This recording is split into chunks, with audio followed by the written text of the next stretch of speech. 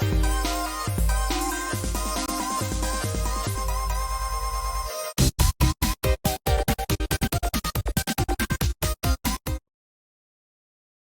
everyone, and welcome to our early comics preview video. I'm Andy. I'm Matt. We're here with Infinity Flux Comics out of Chattanooga, Tennessee, and this is our show where we go a little bit more in depth on some of the biggest and best books coming out this week. And let me tell you, there's some big ones and Oh some yeah, bestest ones. like physically big too. There's like Physically physically big. big books. Yeah, there's some tall, thick, Tall and all yeah, different yep. ways.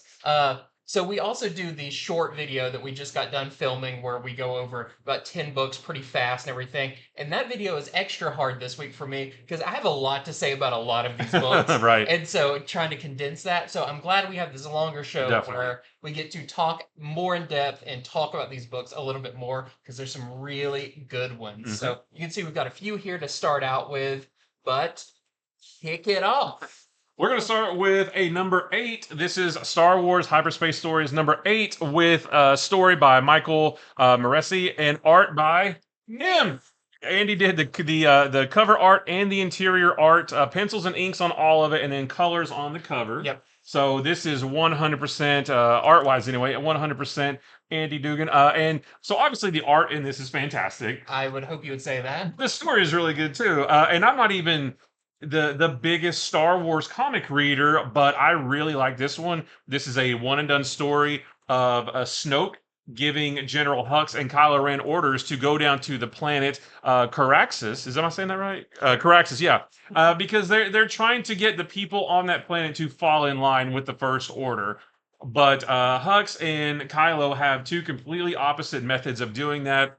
Hux's way is a little bit more strategic, a little bit more indirect, indirect on the people, whereas Kylo's way is just brute force, basically. Yep. Oh, I'm going to force strangle him to make him do what I want, essentially.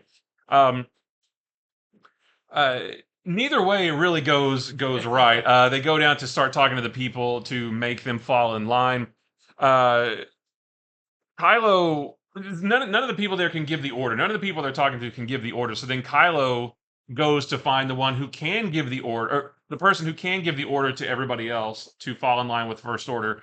While he's out in the forest, basically doing that, finding this one person, Hux orders the destruction of the wall that's surrounding this one city, and it lets through this guy right here called a Bramilish, and this thing starts coming into the town and wreaking havoc, smashing buildings and that kind of thing. Kylo eventually returns and is like, Hux, what are you doing? And the townspeople and the First Order kind of have to team up to stop this thing. Kylo does some really cool stuff with his force powers to prevent his fist from coming down and things like that. And then afterwards, the people are like, "Thanks for saving us," and I guess we will fall in line now. But it was just really cool. I like the juxtaposition between Hux, his way, and Kylo's way. And there's a really cool page that you did where they're leaving Snoke's chamber, and they're like on an elevator, I guess. Yeah. And Hux is like, "We need to do this way and this way and this way." And Kylo was very silent, and he just kind of stares him down. Doesn't say a word, just Yeah. stares him down, and Hux says, "Fine, we'll do it your way," without even saying anything, without Kylo even saying anything. So really fantastic. Like I really enjoyed this. Like I said, it's a one and done. You can just pick it up, read it, enjoy it, and then when it's done, it's done. I really liked it. Do you have any more No, insight to it's funny offer? to hear you talk about it because Did I get it all wrong? Well, no, because I've lived with this story for a while. Yeah.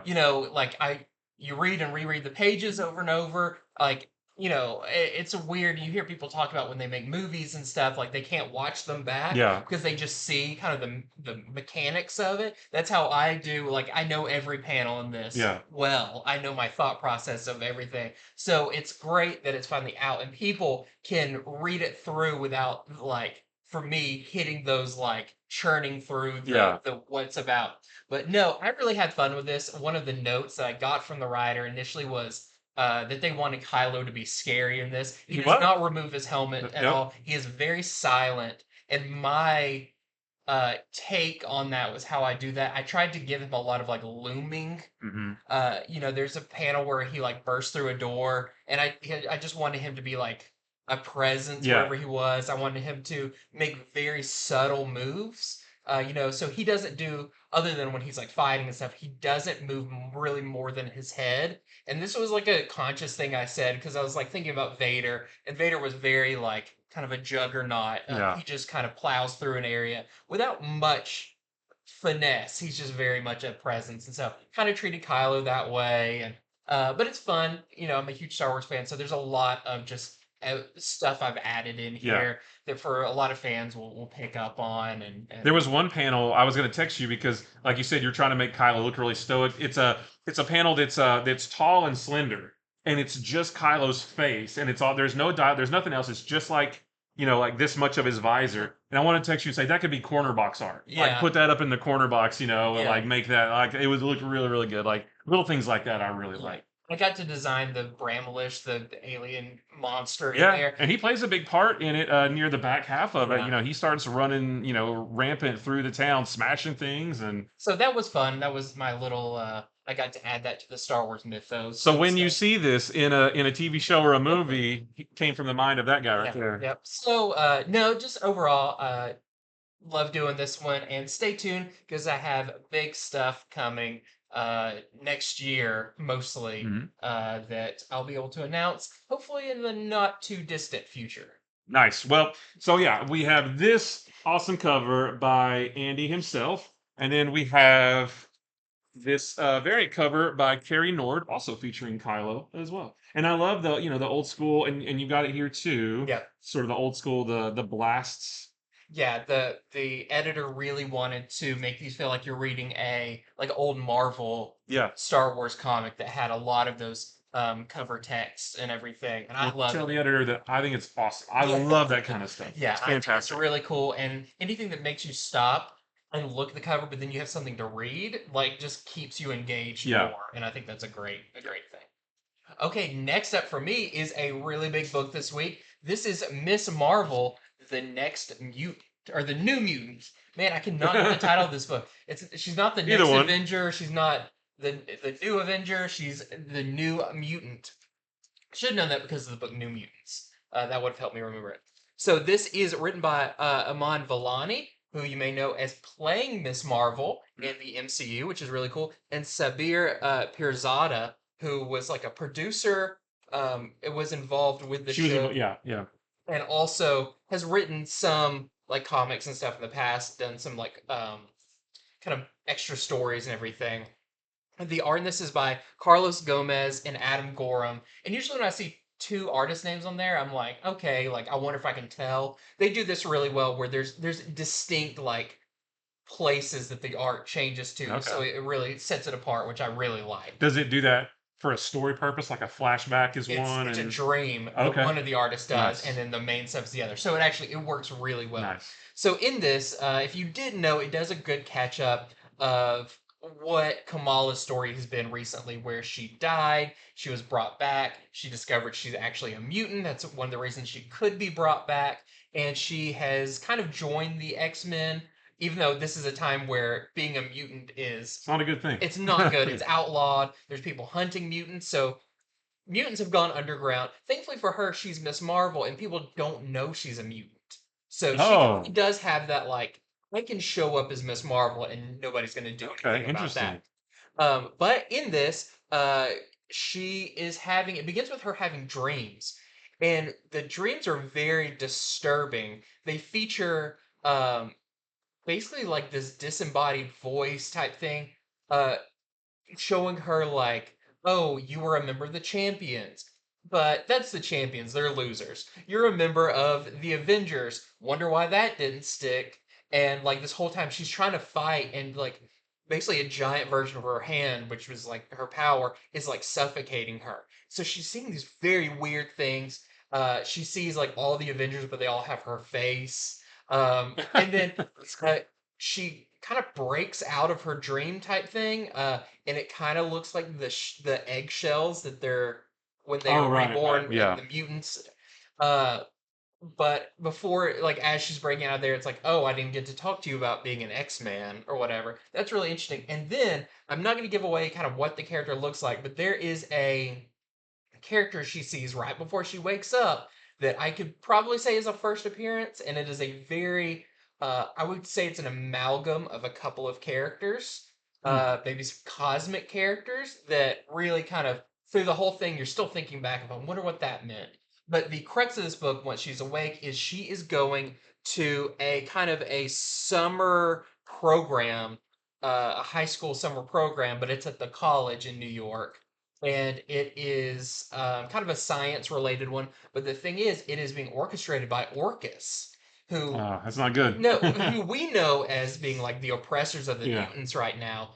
But for the rest of the world, they're seen as kind of the good guys who are stopping the mutant threat and also kind of the forefront in technology. So Kamala's super smart. She's going here. She's staying over the summer, so she's kind of moving into a dorm. She's there with her good friend Bruno, who you may have read in some of the other Miss Marvel stuff. We don't talk about Bruno. That's true. That's the rule. That is the We're rule. not supposed to talk about Bruno. That's all I'll mention of it.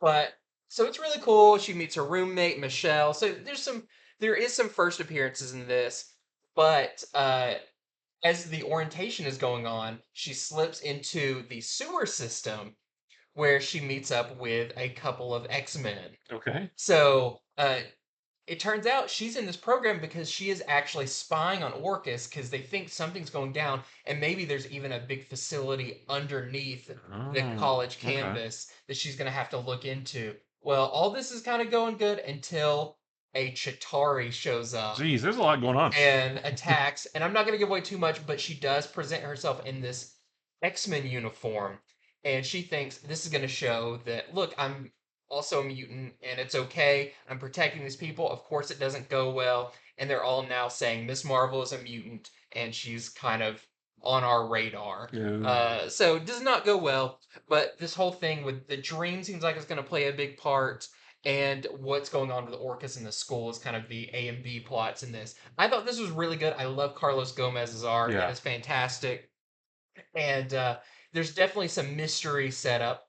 And what I was also really surprised with, it is very rooted in what's going on with the X-Men right now, but not so much that you have to be keeping up with everything, but it does not feel like, well, this could take place whenever. It's like, no, this is firmly in the Fall of X Yeah. storyline. It's kind of like how Alpha Flight was. Yeah. It's helpful to have a little bit of knowledge of what's going on right now, but Right. it still was telling its own story. Right. So I really liked Miss Marvel, the New Mutant. I think people are really going to dig this. I love kind of the new status quo over. She definitely kind of presents as older now too. She's not quite the young girl. Okay.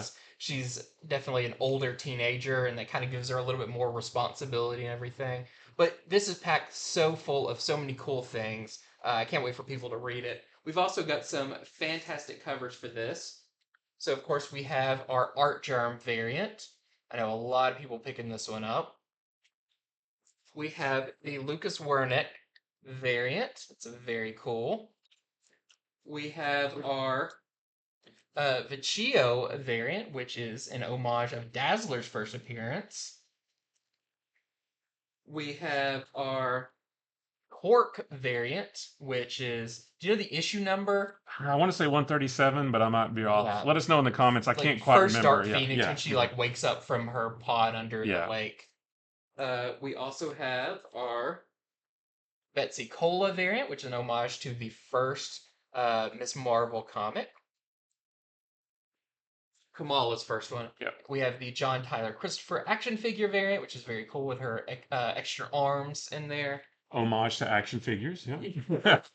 And we also have the Casagrande variant, which is I believe this is like the Women of Marvel Appreciation Okay.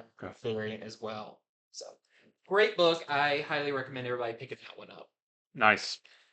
So next up for me is this one, Batman Catwoman, The Gotham War Battle Lines #1. So a little bit later in the show, we're going to be talking about Night Terrors, Night's End, which is the very final issue of the entire Night Terrors event, which comes out on Tuesday. So, the end of Night Terrors comes out Tuesday, but also the beginning of this storyline comes out on Tuesday as well. And wouldn't you say read that one first if you want to get... If you're getting both of them, technical? I would say absolutely positively read Night's End, Night Terrors, Night's End first, because what happens near the end of that directly feeds into the very beginning of this. It's not a continuation of the story, but you might wonder, like, hey, why is Batman that way if you haven't read? So definitely read Night Terrors first if you're getting it. If you're not, you're still good. Like it's still okay. So this is fantastic. So this is the beginning of this storyline, and in this one, um, after the events of Night Terrors, let's just say that Batman is out of commission for a period of time. I won't tell you why he's out of commission, and I won't tell you how long. I'll let you read that yourself. But during that time that he's been out of commission, Catwoman has been essentially hiring all of the henchmen from all of the other villains. And it's funny. There's a panel where one villain kind of or one henchman kind of screws up something, and he gets all nervous. It's like, oh no, I'm so sorry. And Catwoman's like, relax, you're safe here. It's fine. Don't worry about it. So she has hired away most of the henchmen from the villains, and she's training them all to be essentially cat burglars. Part of this training involves a set of guidelines, and I won't tell you what those are either because it was kind of interesting reading those. But it's essentially like almost a list of rules. Say we're gonna, we do this, we do this, we do this. We don't do this, but we don't do this either.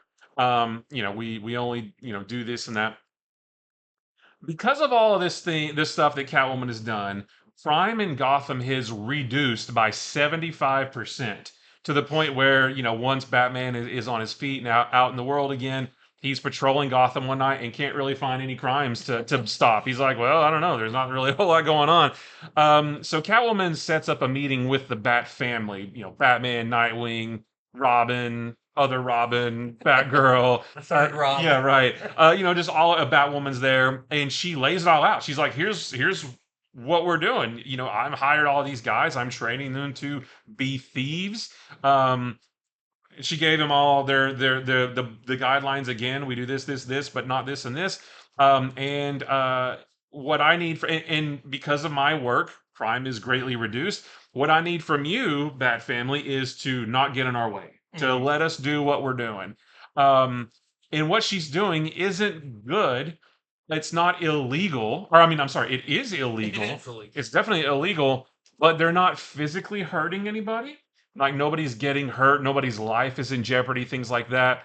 And a couple of members of the Bat family are like, eh, Yeah. maybe if it's morally gray, but there are some positives to this as well.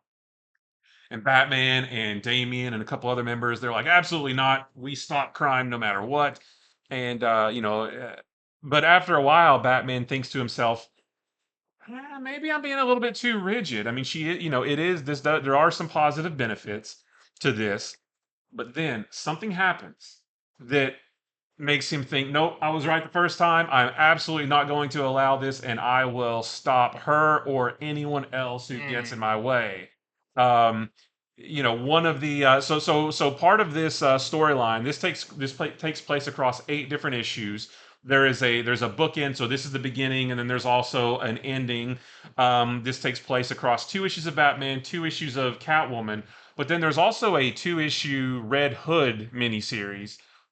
And Red Hood is one of the ones it's like, hey, Catwoman, tell me more. I'm interested. And maybe I can, put a little bug in Batman's ear and get him to see your way. So, but like I said, something happens at the end, and Batman's like, absolutely not. I am going to stop this and anybody who goes along with it. So it's just really cool. And there's a part where Batman is talking to Catwoman, and they mention how they almost got married but didn't, and why It's they nice didn't. to bring that up again. Yeah, so it's not like they're just, Catwoman says, we didn't get married because blah blah blah. Maybe so it's just really cool. And you can kind of see why they're at odds now because they, a couple years ago they were all lovey-dovey going to get married, and now they're facing off against each other. But it makes sense. It doesn't feel forced at all.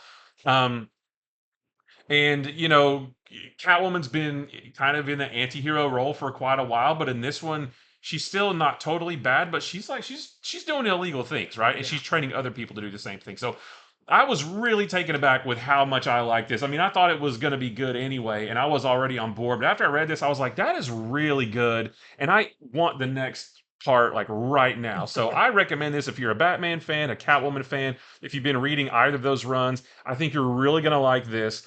So yeah, like I said, this is the beginning of the whole story. So we've got our A cover right there, and we have a few different variants for this as well. This is our Joe Quesada variant with Batman. Say, come on, bring it. I'll take on anybody. Here is our this is our Kale New variant. I really like that one. This is our foil John Boy Myers variant. That's also very nice. The whole thing is foil, if you can see that there. And then this is our blank sketch variant. Now, this comes with a sort of a thin protective layer. If you pull this back, there actually is the logo, and then it's just all blanks, like your typical blank variant. So this is just a protective covering for it. We also have a couple of incentives. This is the 1 in 25 Schmidt variant that we're selling for $15. And then this is the 1 in 50 Kale New variant that we're selling for 25. It's just the black and white version of the other variant. But yeah, really, really interesting stuff. I cannot wait for the next part. Yeah, I'm very excited to start that. And like we said before, it's not a huge crossover. No, and it's confined to the Batman corner of the DC Yeah. universe. So if you're a little tired of events or whatever, this isn't really an event. It's just a Batman story Yeah. over in the Batman park. Okay, next up, I've got a book that I can't wait to talk about because I love this. So This is Plot Holes, or The Plot Holes, from Sean Gordon Murphy doing the writing and the art on it.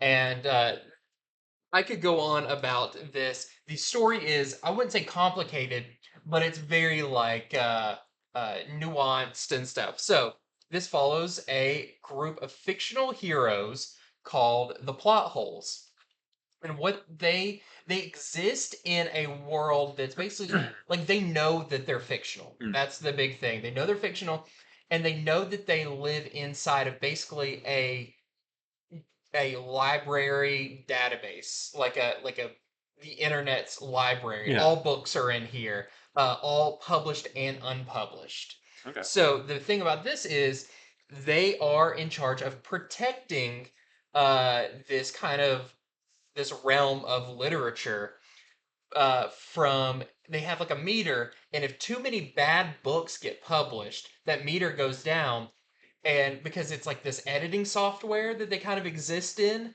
and if it gets too overwhelmed with bad books, it'll destroy all the books and Okay. all the characters in them, all that. So their job is to go into these bad books and fix them.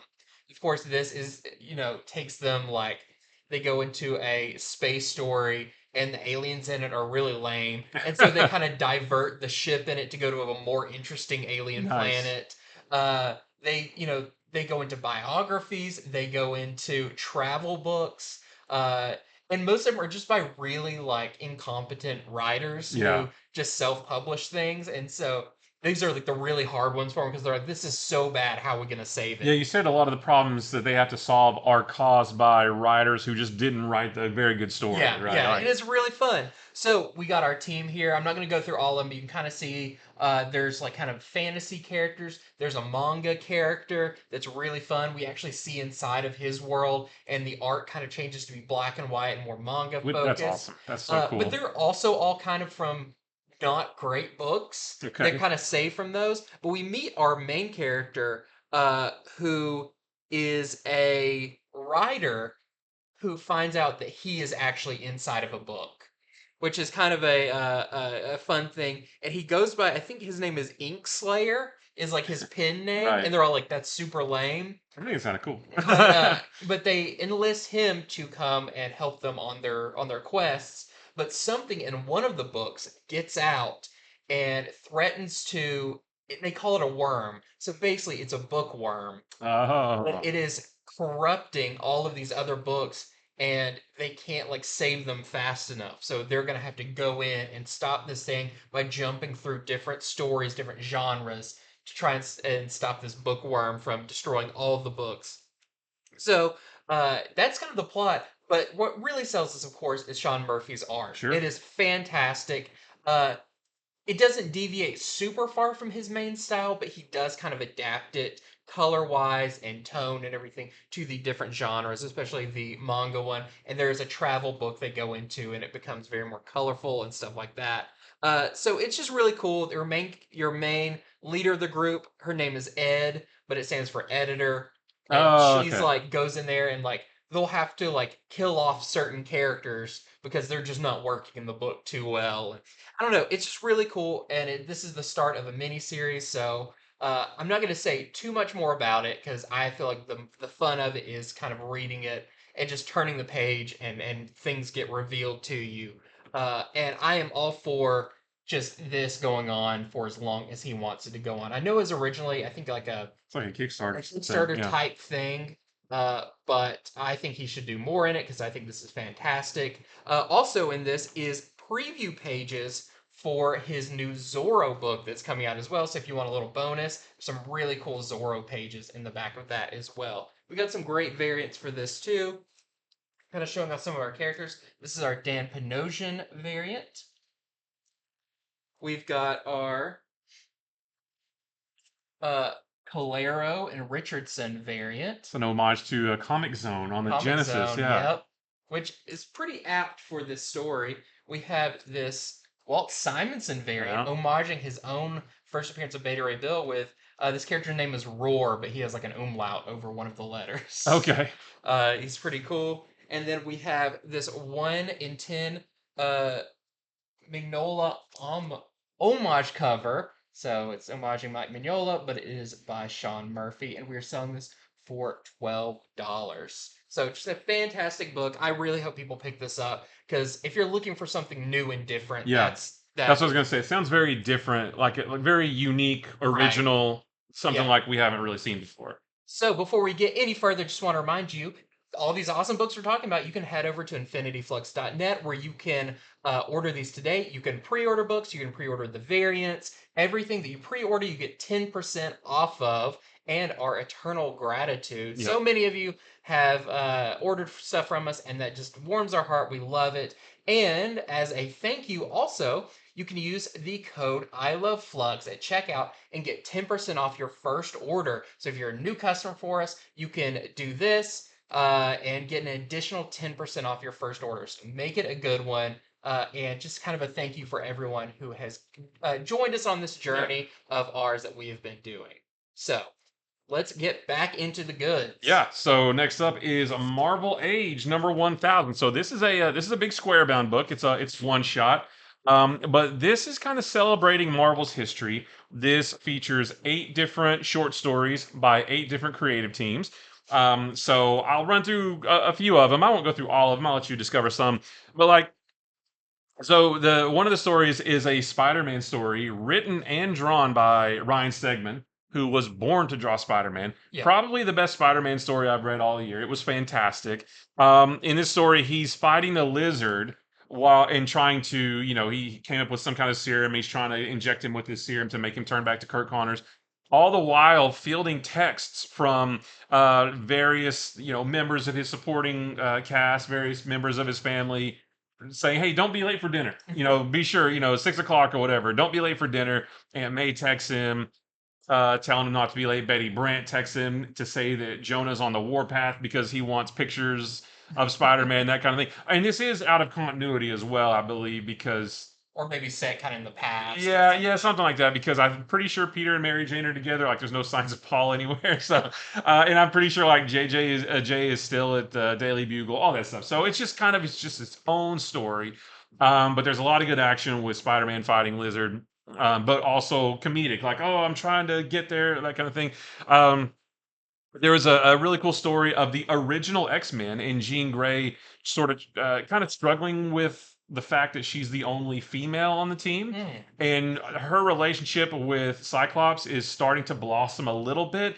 But there's like this montage of him continuously jumping in front of her to try to save her in every battle. And she's like, "I don't need you to save me. I got this," She definitely does. Yeah, not need she's like, "I'm probably more powerful than you are." So she's kind of wrestling with that. There's a really cool Daredevil story where his enhanced hearing kind of goes into overdrive, and every time he can detect when somebody's lying. Well, every time somebody lies, he can detect it to the point where it almost like paralyzes him because it like this blaring sound to where it almost shuts his body down every time he has to deal with that. There's a really cool story called "The Girl Who Hates Superheroes," and it's about a 17-year-old girl named Jill Talley. She hates superheroes because her mom had a stroke on the way home from work one day and laid in an alley for 3 days before somebody found her. And she says that superheroes are always too busy flying overhead and, causing all kinds of problems instead of looking down at the people on the ground who are actually living their day-to-day lives. But she has an encounter with Jane Foster as the mighty Thor. So this kind of takes place back when Jane Foster was Thor. Jane Foster is fighting this big bug monster thing. She becomes separated from her hammer, and she reverts back into Jane Foster. And she has cancer, so she's got the bandana around her head. She looks very sickly, and so Jill sees this and realizes, oh shoot, superheroes, they have their own problems, and we don't know what they're dealing with either. And it kind of gives her this whole new perspective.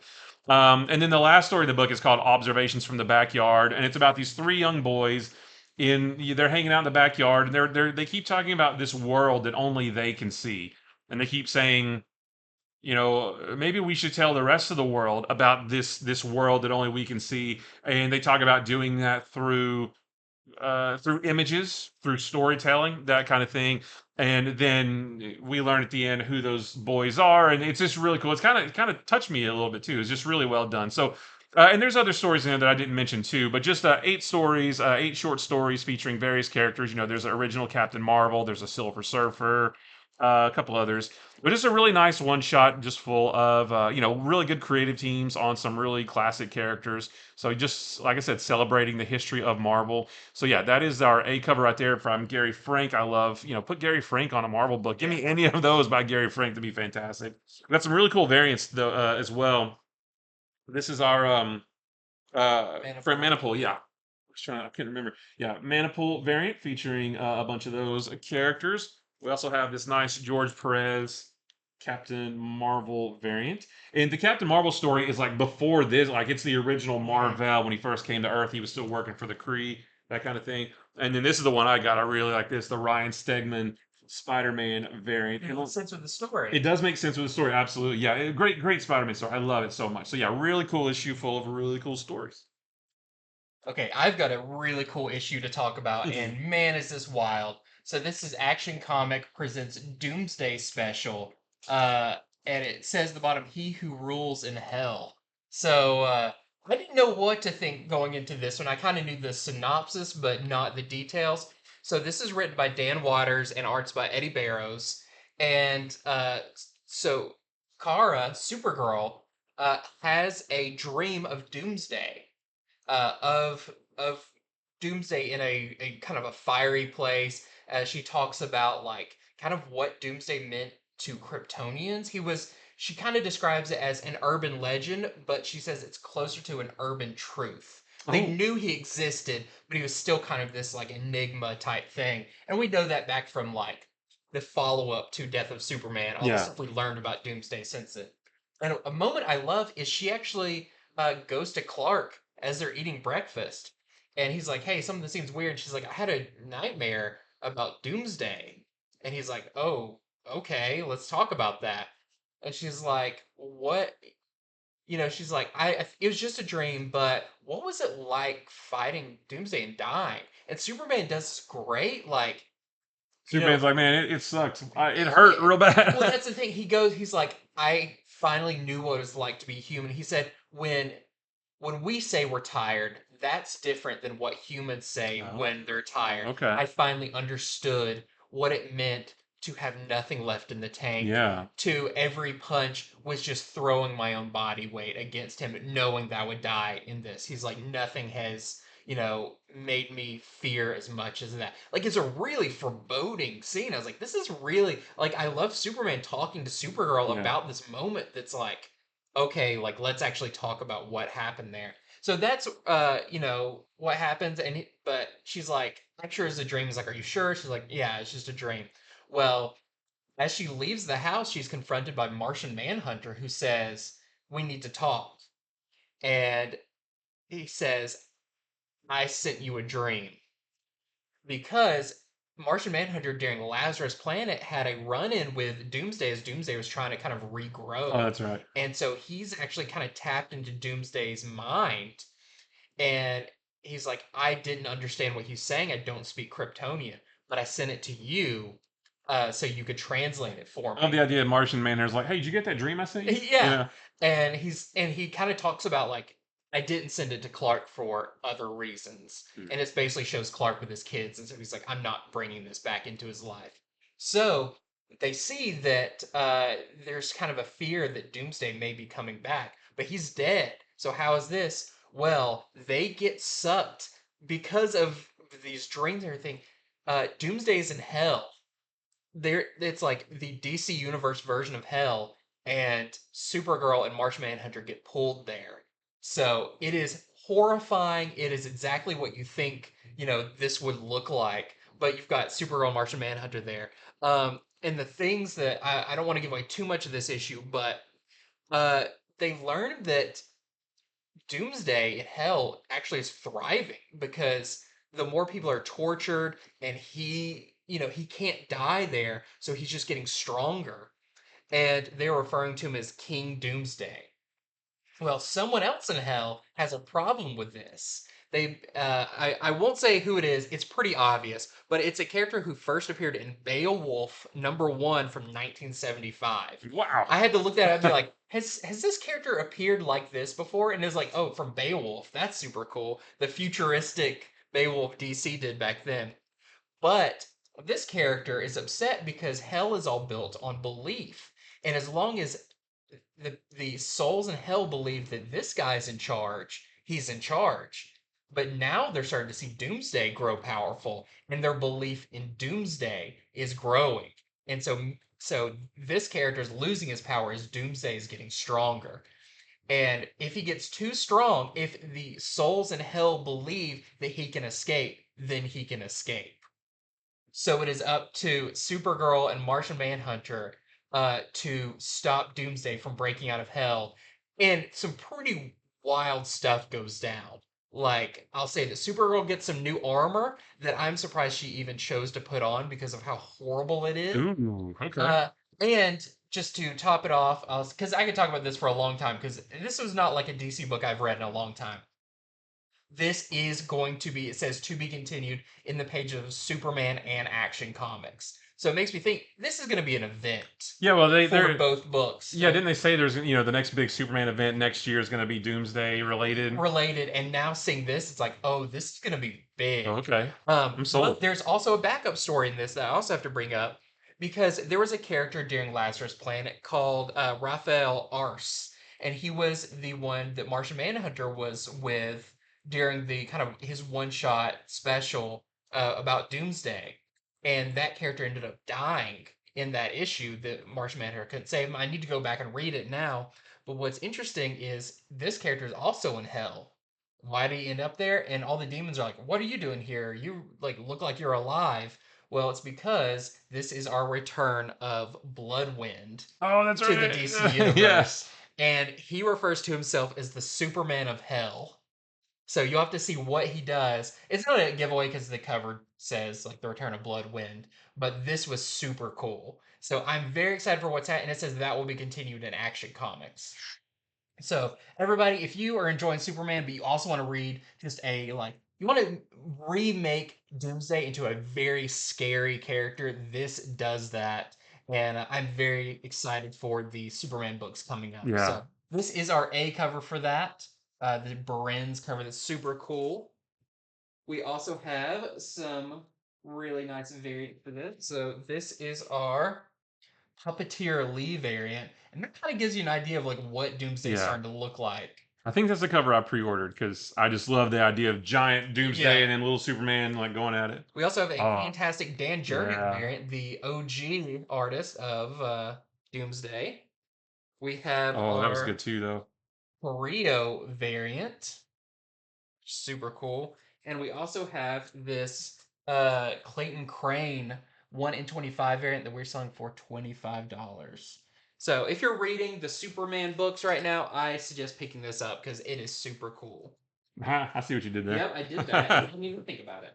All right, so next up for me is this book called The Devil's Cut. So this is the very first book from Distillery, which is a brand new publisher made up of some of the industry's top creators. You've got James Tynion, Scott Snyder, Mirka Andolfo, Rom V, Jamie McKelvey, Becky like there's a bunch of them, right? So this book features so it's kind of like the Marvel Age that we talked about. This book is made up of 11 different short stories.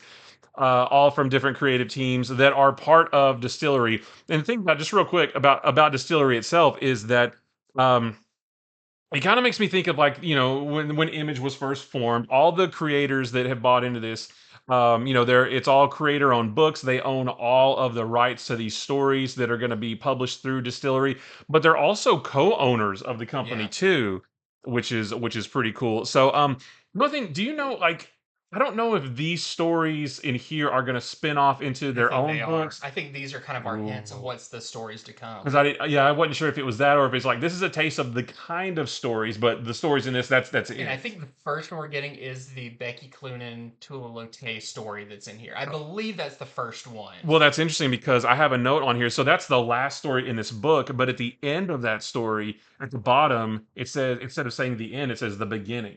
Okay, yeah. And it definitely didn't feel like it wrapped up at all. But like I said, just like with the Marvel one, I won't run through all these stories because there's a lot. This is a big, square bound book, a big magazine size. But there's some really cool stuff in here. Uh, there's my favorite one was from Scott Snyder and Francisco Francavilla. Mhm. It's called White Boat, and it's about this guy who is invited to come onto this big luxury. It's not really I guess you could say it's a yacht. Yeah, because they said it costs like $1 billion to build. This big luxury yacht to review it because he writes about boats and stuff for various magazines. But when he gets on there, the boat starts taking off, and he's like, "Wait a minute, where are you going? I'm just here to do a review." He gets trapped on the boat, and he can't get off because the boat keeps changing. Like the Mm. physical layout of the boat, like the floors and the wall, everything keeps changing around him. He goes into various rooms. And he finds a lot of his stuff there. Like he goes into one room and he says, "This is an exact recreation of my apartment." He goes into another room. He's like, "This is an exact recreation of my bedroom from when I was a kid." And it's Is it really horror? Does it feel like it's horror? sort of like a thriller. There's Okay. not really like jump scares and gore and stuff, but it's very, very mysterious. That was my favorite story in this.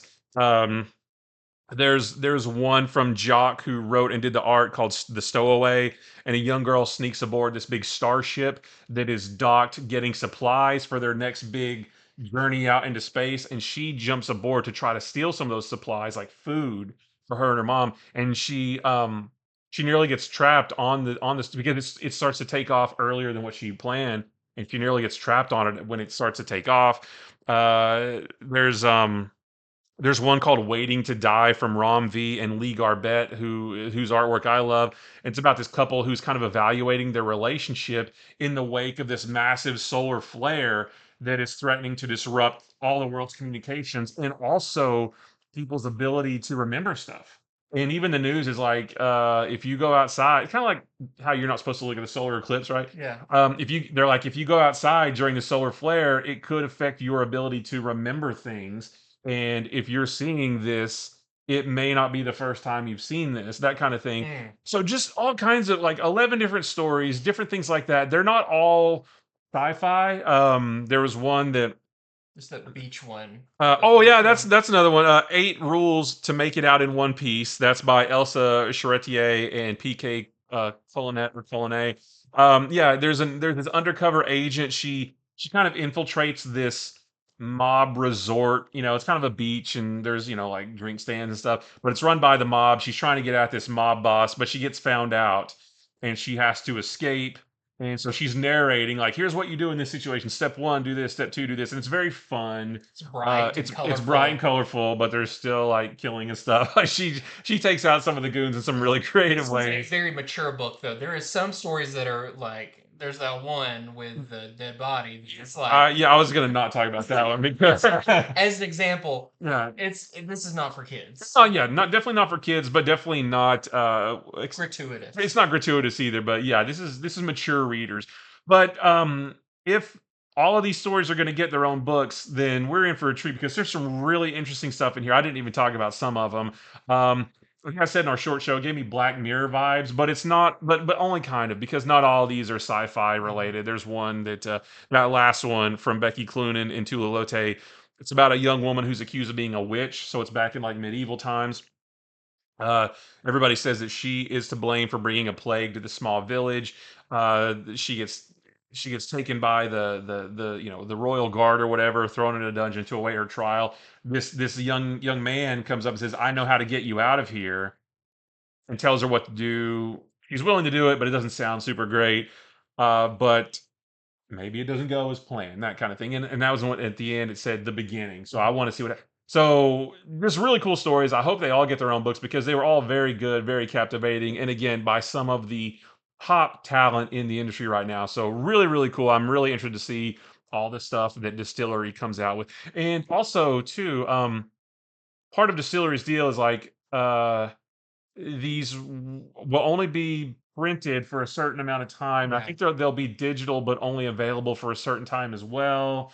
I don't know if they. It sounds like they said they'll never be collected in trade or something like that. Yeah. So You can go online and there's some kind of write-ups about what is their business yeah, so it's not just a model. typical, not the typical release an issue every month and wait for the trade.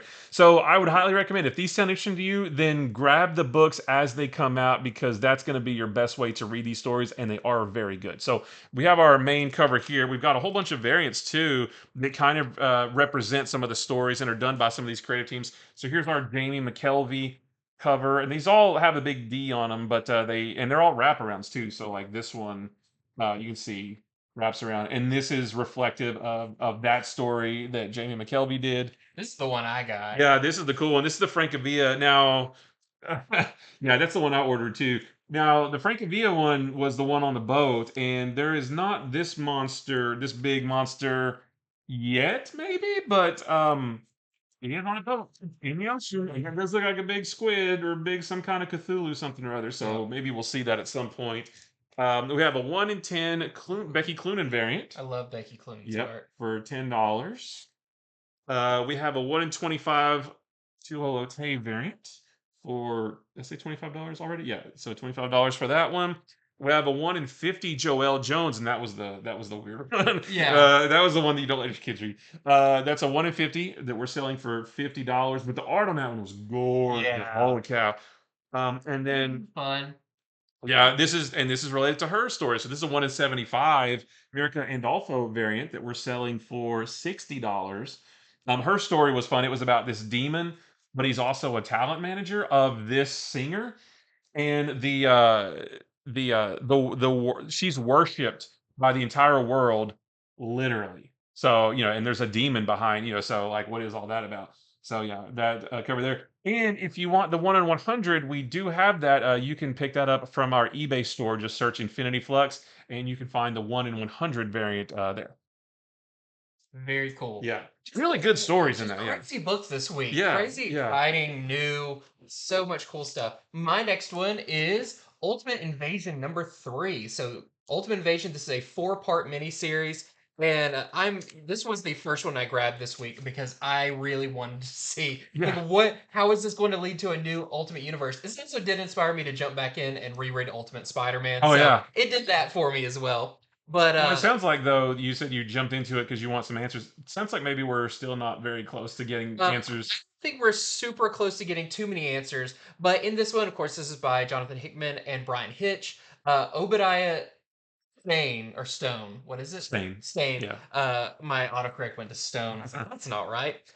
In the previous issue, died because of reasons, and this leads Howard Stark because they were like co-owners of the Stark Industries. It was like Stark Stain Industries or Yeah. whatever. In this reality, um, Howard was more of like just the fun guy. I go to the parties. I make the appearances. Obadiah was the like nitty gritty Yeah. businessman.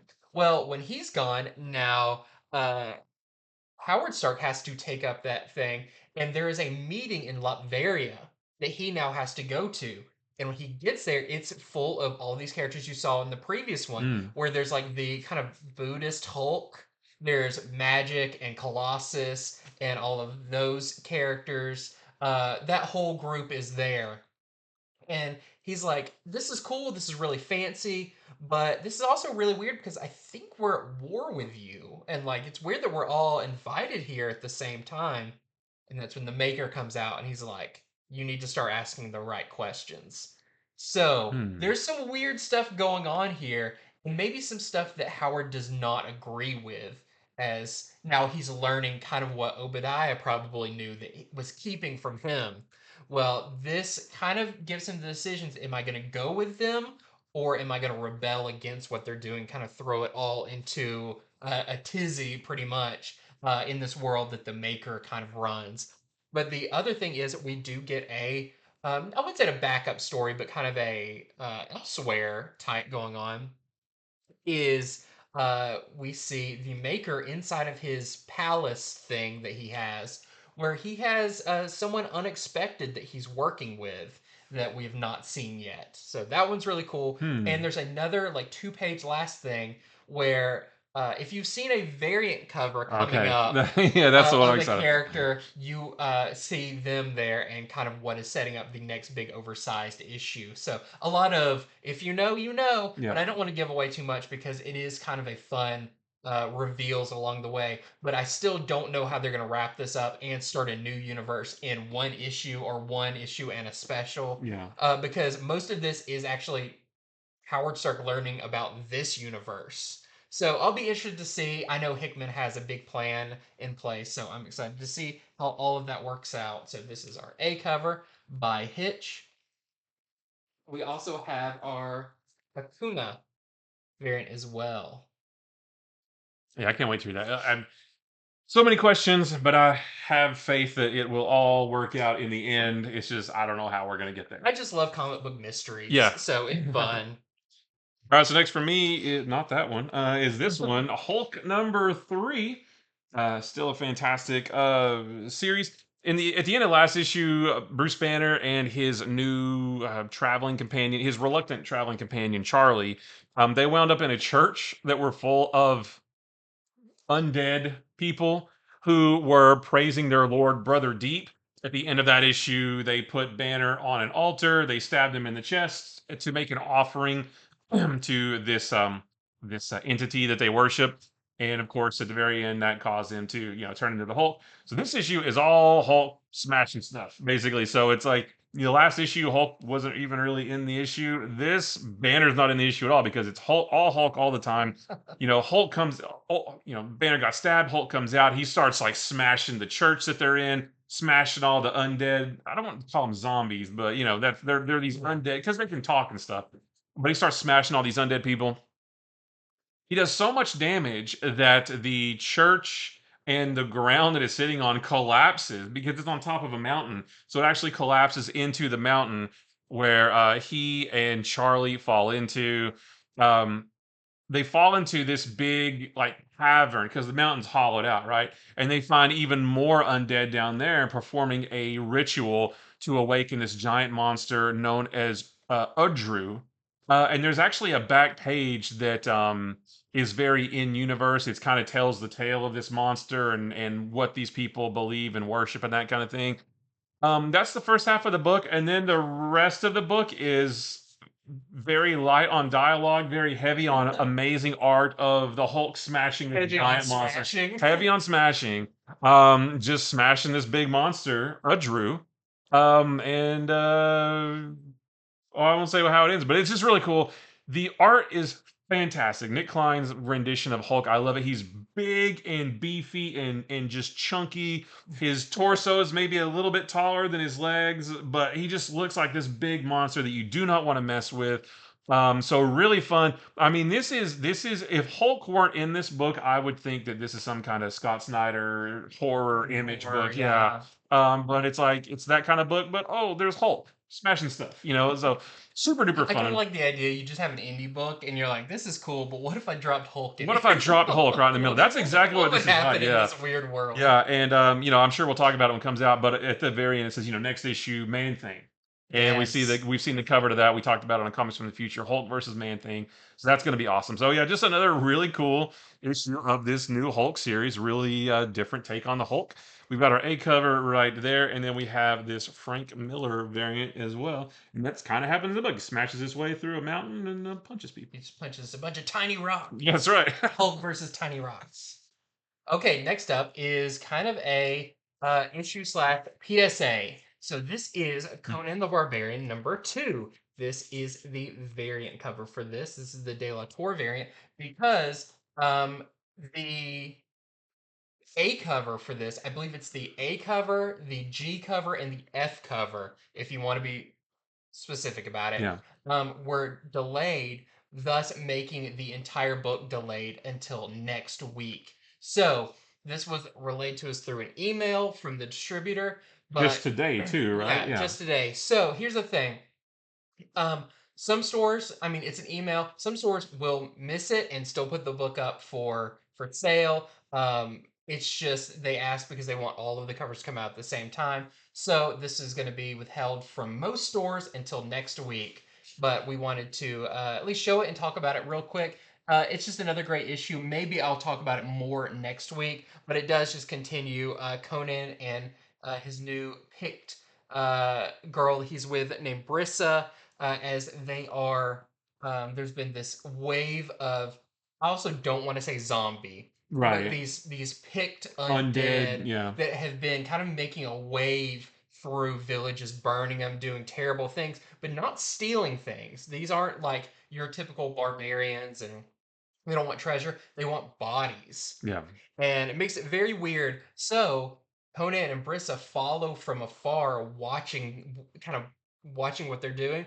And they even say occasionally the whole horde will just stop and look up, like looking at some unseen force Ooh. waiting for orders to follow. It's very creepy. I really like this kind of weird, like Conan horror thing they've got going on. Very in line with the classic Robert E. Howard stories. Um, but you'll have to see what happens. There's some great dialogue between Conan and Brissa. The art is still fantastic. It is just spot on to what you want a Conan book to look like. But that's just a quick recap of it. I may go over a little depth next week because I also didn't have a long time to read this today. But this is the De La Torre variant. This one's out or will be out next week, but we did get them in. This is the Dan Parrott variant. Oh, Archie homage. Yeah. Very fun. This is the Zafino variant, which is very cool. Feels a little bit more in line with the Marvel modern Conan Yeah. style.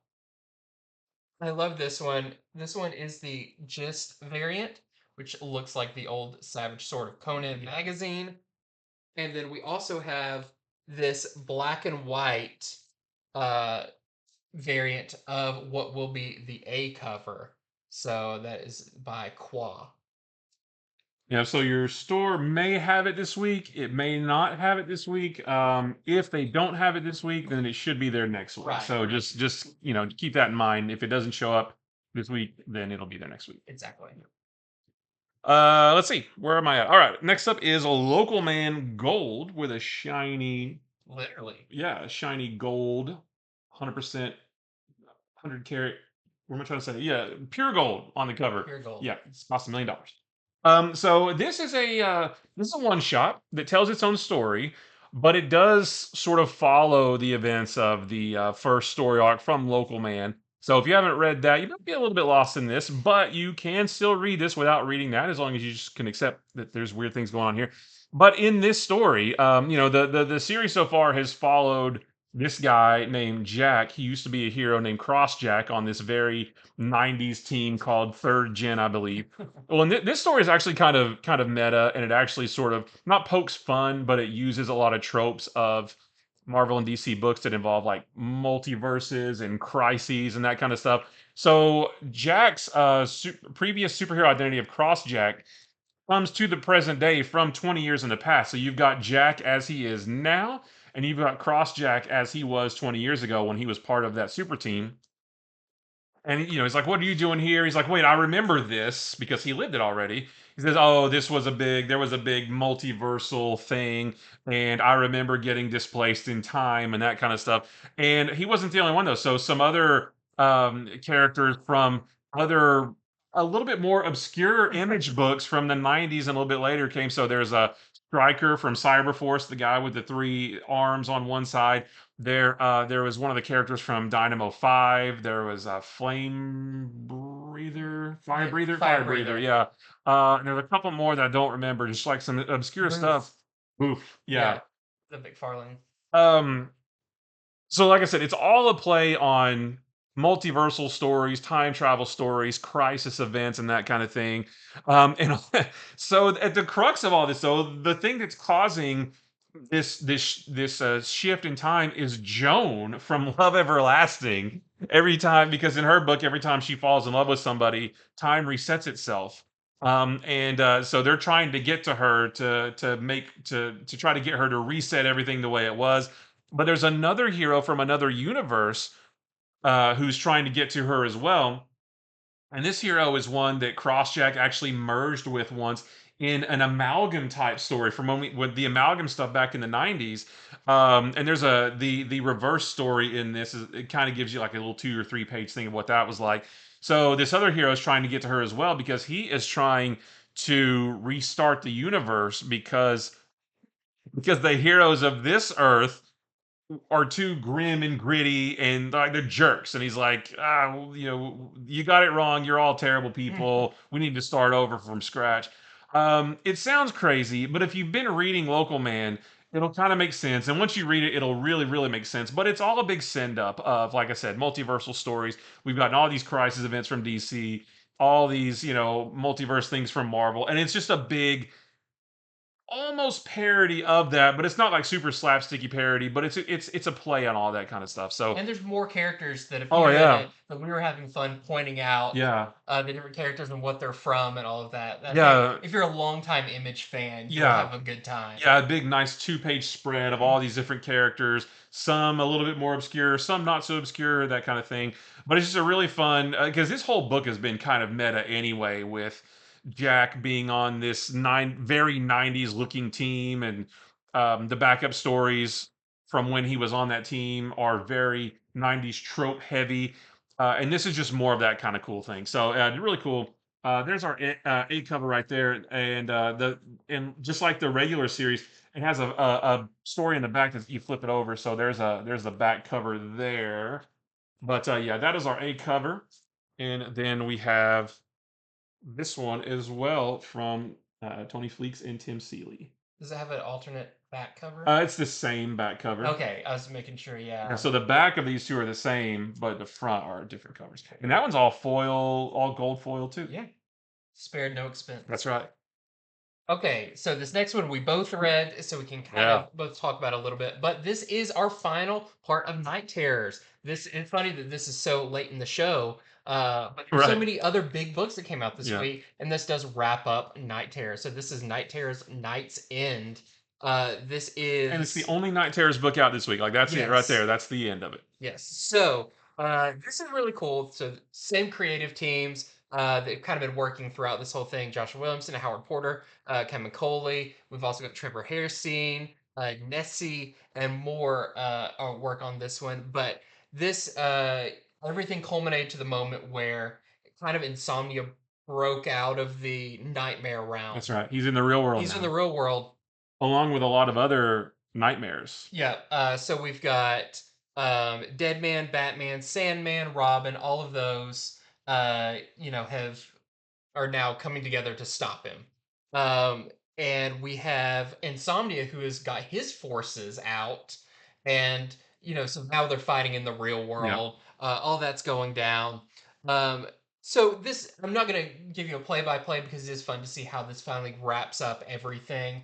But you know, things get taken care of, but a major sacrifice is made Yep. from one of our key characters that I was pretty shocked by. It was a bummer too because I was having fun with that character. Yeah. Yeah. But I think some of the standout parts of this is actually after the main stuff is over, this does lead into some future storylines. There's a new status quo for superheroes in this, and it's not really giving it away because if you've been reading this, you kind of know. Uh, Superheroes are now kind of seen as scary. Like, Yeah. look at the kind of stuff that they can bring into our world. And the general idea, the populace is not too keen on superheroes anymore. They're kind of saying superheroes are kind of scary. Like Yeah. we don't really like them. But of course, Amanda Waller is in this. I'm not going to give away too much from this, but this is going to be leading into Beast World, the Mhm. Titans crossover coming in November. And I think they teased this way back in the beginning of this, but this is our first full appearance of Doctor Hate. Right. So I won't say anything more about that, but Well, it's we don't just know too much yeah, we more, don't know really. much Yeah. about this. But it was a good wrap up to this series. You know, I feel like the meat of this series was kind of right in the middle, and we got to follow Deadman and Sandman and all of those, and they all kind of get to have their moment here at the end. But I'm very excited for what's next because this does. I love when they set up the new stuff, and Yeah. this really does set up the new stuff and stuff that I feel like we're going to see the ramifications of Night Terrors for a while after this. So this is our A cover by Howard Porter. We also have some variants. Of course, we've got our final Blacklight style by Howard Porter. We have our Sunan and Locus variant, very creepy.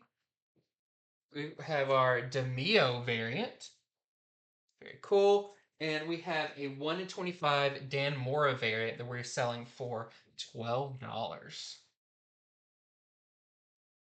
All right, next up for me is this one, Blade #2. This is the second issue of this new Blade series. Um, last issue, Blade unwittingly unleashed this new threat, this new villain called Adana. And in this issue, he reaches out to his ex named Tulip, who she's a dealer of occult weapons. So she's an arms dealer, but they are occult weapon. Like there's one gun that like releases the vengeful spirit of somebody.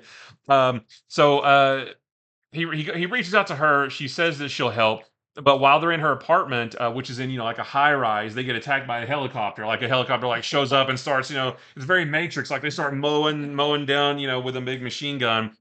So Blade gets one of those weapons, jumps. It's a really cool sequence. Like Blade jumps out into the helicopter, unleashes this vengeful spirit from this gun, and it makes its way through the helicopter and takes the whole thing out. Um, while he's doing that, though, Tulip actually does get taken captive by all the people who are attacking her.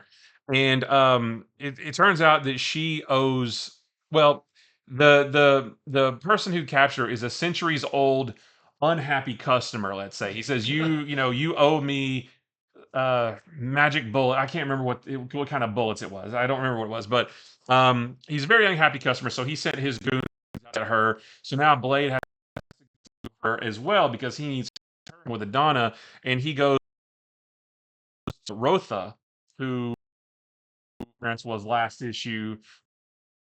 After we still don't know much about her. So he needs her help to rescue Tulip. He needs Tulip's help to which he, like I said, unknowingly unleashed on the world last issue. A lot of moving parts, a lot of interesting characters, but still, if you're into Blade, still a lot of cool. Um, there's not really any vampires though, because it's more than vampires this time around. It's this whole thing about the second world, Yeah. which is vampires, werewolves, ghouls, and goblins, and that kind of thing. And there's this murmuring in the second world that something big is coming, and that's what Blade is trying to fend off. So really cool. The first issue was really cool, and I like the second one as well. So we have our A cover right there, and we also have this Sienkiewicz variant as well. Very cool. I've got a couple of Star Wars books to go over real quick. This is Star Wars Bounty Hunters number 37. And it was really cool right there on the cover, Jango Fett. So this is a Dark Droids tie-in. But in this, Valence, who kind of our main bounty hunter we've been following through the series, he's now becoming more machine than man. He's slowly dying, and they need the help of someone that Boba Fett in the previous one said, hey, my dad, Jango Fett, had dealings with this guy. Uh, I'll give you the coordinates to his place. But they don't, of course, know if they can trust this. But this issue is cool because it jumps between the present and the past, and we see Django's first mission to try to save someone else by this. But this does all lead to a Dark Droids tie-in, but I'm not sure how much it's going to end up being. But there is some Dark Droid stuff going on in this. Also, one of the characters, the character that Django's taking to this place, name is Kligson, and you'll see him on one of the variant covers. So it is the first appearance of that character as well. So there's your A cover. And real quick, I did also want to mention that Mandalorian issue 3 came out. This is covers the episode "The Heiress" of season 2. So this is your first kind of official first appearance of Bo-Katan in comics, along with Kuska Reeves and Axe I Wolves. like that cover. Yeah, very cool cover. Yeah, so this one also out this week. So I'll go over the variants for those real quick. We've got the really awesome Alex Maleev variant with Jango Fett. This is our Ryan Brown. This is Cligson, but maybe not how you first see him, maybe how he ends up. So pretty cool in there. We also have this Kamikoli variant for the Clone Wars. We have, for Mandalorian, we have this David Baldeon variant. And we have, of course, the concept art variant. All right, so next up is the Moon Knight annual, continuing the Contest of Chaos storyline, and this one features Moon Knight versus Taguchi, and I don't know if I'm pronouncing that right or not. So yeah, like all these other ones have been, it features one hero versus another hero, fighting each other to unleash like some chaos energy, which Yeah. Agatha Harkness is using to create a new Darkhold. And the winner of each fight, she has been kind of pulling to her team. And we now know from the solicitation for the Avengers annual that she's gonna, when that comes out, she's gonna pit the Avengers against the winners of all these battles that she's pulled together, and the chaos energy is going to help create a new Darkhold. This one's a little bit different than the other ones though. Like this one has probably been my favorite one so far. So in this one, Moon Knight and Taguchi, they end up fighting each other. But they sort of fight in the clearing of this forest. But in this clearing are these it's full of Etzium crystals that creates kind of a chaos zone. And while they're in this chaos zone, it shows them like it kind of turns them into alternate versions of themselves. That's So cool. Moon Knight is turned into this Captain America type character. He's got this big like shield, but there's like a little part cut out, so it still looks like a big crescent moon. And Taguchi is turned into this Kingpin type of character. And then after a couple pages, Moon Knight is turned into what is essentially this like mummy type character, and Taguchi is turned into this big walking tiger. Very This cool. big, you'll actually see it in just a second. I'll show you. But this big tiger, and they fight, and then they sort of convert again. Moon Knight is turned into the god of the moon, while Taguchi is turned into an older, buffer version of himself, and they go at it. And it's all because of these crystals that they're fighting around. They just, like I said, convert them into different versions of themselves. There is a winner that comes out of this, just like the others, but the way that winner is determined in this is not the same way that the winner was determined in the other issues. So this one, it's still part of the same storyline, still features one hero versus another, but it's just different. The other ones were just like bam, bam, bam, bam, bam, and there's a winner at the end. This one was just a little bit different, and I quite liked it. So if you're a Moon Knight fan, I think you'll like this. Just if for nothing else, then the alternate versions of Moon Knight that we get is pretty cool. So we have our A cover right there, and then we have our variant from Priestley, who did the interior art for this. And if you can kind of see like the different versions, like there's Taguchi, but then there's like the older version of him. There's him when he's the big tiger, and I'm not sure what that was. Oh, I think they're all different versions of him. Yeah. So you can kind of see how they're all different. But yeah, that is our a variant cover. And next up for me, I've got issue 5 of World Tree. So I'm not going to say much about this at all because even the first page is kind of a spoiler. I Yeah. showed you really quick. But I will say there is a And time the minute I jump. saw that, I said, "Oh!" Yeah. And I was like, "What is that?" There's a time jump, and this book definitely takes a left turn. Not a bad one, and not one that's like out of the feeling of the book, but of like, okay, a lot has happened here in this time jump that I will not say how long it was. But this does go back and forth between those two times. The other thing, this does wrap up the first story arc, which is a key thing to know. But the other thing I want to mention is at the last panel, there's a character who spray paints a web address. Yeah. And of course, you got to type it in.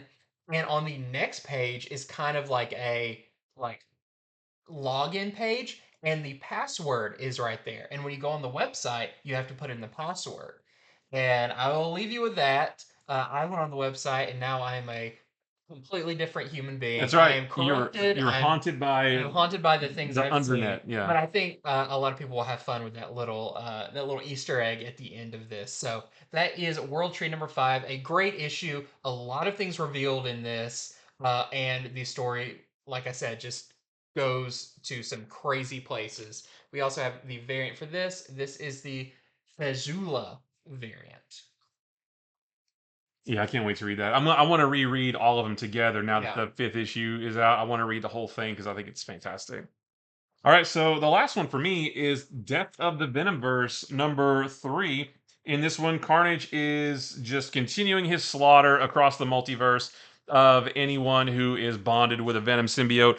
He goes up against a venomized man thing, which is pretty That's cool in this. pretty cool. I want to say that this is the first appearance of a character named Asgardia, who is a venomized Broomhilda or Mm. Valkyrie. She's wearing like all black, and she's on like a venomized Pegasus. Obviously, in another Earth. This is a Yeah. multiversal thing.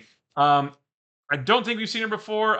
If you're into that kind of stuff, maybe check Key Collector to see if they say anything about it. I read this over the weekend when Key Collector hadn't updated its list for this week's books yet. So maybe double check if you're super interested in that. But I do think it's the first time we've seen her. Um, Carnage is just getting more and more powerful with every venomized character that he takes down. He absorbs their powers, getting stronger and stronger. Um, s- uh, some of you guys who have been following all the symbiote stuff, you know a character named Silence. He gets recruited to help along with Anti Carnage, which I'm not familiar with, but maybe you guys are. So they're recruited to help too. We also learn the identity of Virus, which is the venomized Iron Man who has been, running around with Earth 1051's Agent Venom is like the two people sort of running point on this whole mission. We learned who Virus is. And then there's also a backup story. So last week we had a backup story with back in, I want to say Japan. Um, in this issue, that story, see him fully, like all full symbioted out as he fights a carnage-ized bear.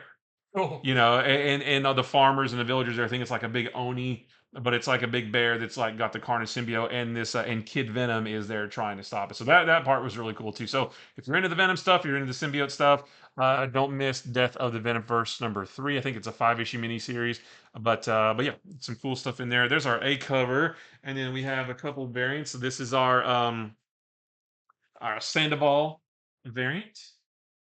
And then we have this really cool. This character is not in it, but our design variant, which feature. I don't know. That's from that Old West story Oh yeah. Okay. from Edge of the Venomverse. Okay. Cool. Well, yeah. There's that one, and then the really cool Ryan Segment, the other variant. What's the name? Port Grinder Point Grunt. That's awesome. I love from that one. the Spider-Ham universe. Yeah. Very cool. Okay, so you have one short this week, so I've got two more to Yeah. talk about. But the first one I want to talk about is Gnorts Swimsuit Edition #1. This is one of the really fun summer books that DC puts out. It is a little bit of kind of a couple of things they've been doing. So part of it collects all of the variant covers, the swimsuit covers that they've been doing over the various books, and some from the past too. They include those in here.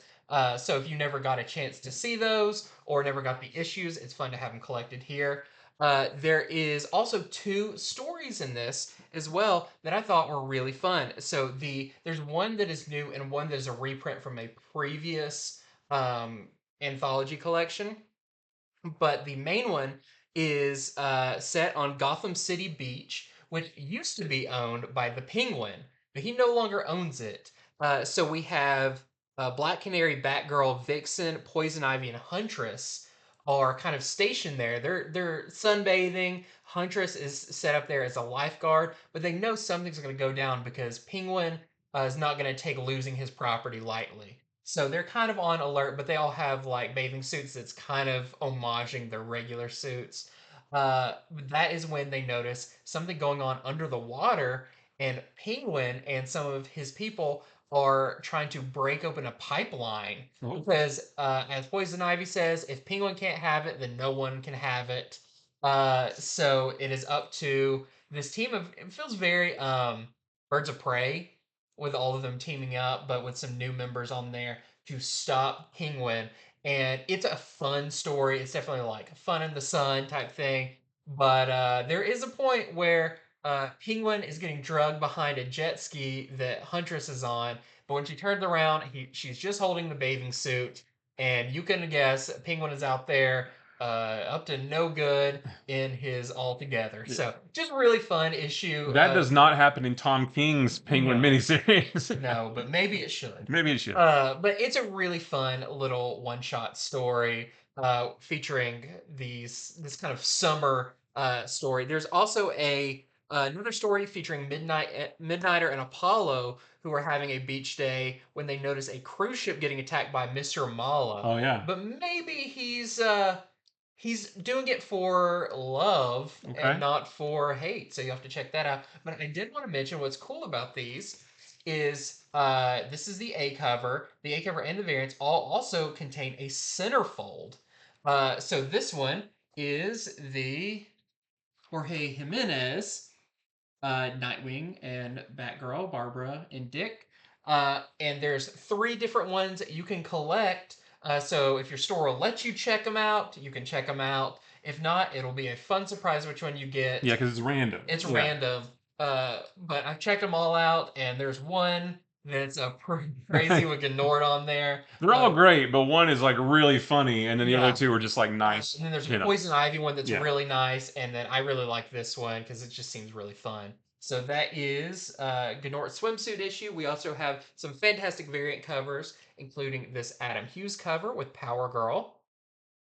And we have this J. Scott Campbell variant with Selena and Bruce, or is it Batman? Maybe he shouldn't read the magazine so close to his face. That's right. And then I'm glad they were able to come to come to an agreement after the Gotham War. They already had this. They already had the reservations. Yeah. And they're like, we are not missing out on Yeah. another reservation. And then we have this 1 in 25 Villa-Lobos variant.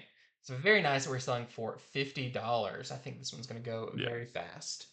And lastly, a book I wish I got a chance to read in a little bit more depth, but it is a long one. This is a $9.99 book, and this is the Mighty Morphin Power Rangers 30th Anniversary Special, #1. This has multiple stories by some of the writers and artists that have worked on Power Rangers over the years at IDW.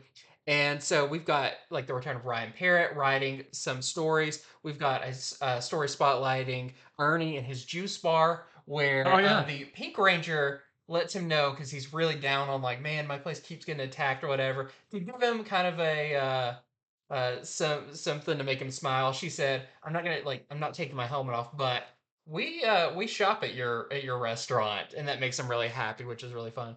We have the wedding of Tommy and Kat, which is great. We have a story that starts set around 10,000 years in the past. We have a new Ranger Academy story, plus just a ton more. Plus a really fun last couple of pages where it is just a string of teams saying it's Morphin time and getting kind of a full page spread of that. So very cool. That was really fun. They've got this great Dan Mora A cover for that. And then we have, of course, a lot of good variant covers. So there is, sure, grab them all. So there's a lot. We have this one, which is a Blevins. And I believe this is a kind of facsimile cover to the original Paper Cuts, I believe, was the publisher of Power Rangers back then. We have, of course, this Ryan Gonzalez variant that's very cool, very colorful. We have this photo variant where they all went to Olin Mills. We have this 1 in 5 Bernardo variant. We're selling for $15. It's got a ton of characters on there. We've got this 1 in 10 Mercado variant that we're selling for $20 with the Green Ranger. And we have this one per store Dan Mora variant. It's kind of a version of the A cover that we're selling for $50. I love that one. Yeah. It could be a poster. That should be a It poster. should be a poster. So that is all the books we're covering for this week. There are so many and so many great ones. Yep. But just want to remind you, head over to infinityflux.net, order your books today, pre-order upcoming books. Stay tuned for our show coming up on Wednesday, Yep. where we'll be going over some of the early books that you can order. Just so much great stuff going on over here at Infinity Flux. Subscribe if you haven't, so you don't miss any of our videos. Follow us on all of the major social media networks. We're all on there doing fun stuff. And thank you so much for watching. Yeah. And we will check you guys next time. See ya.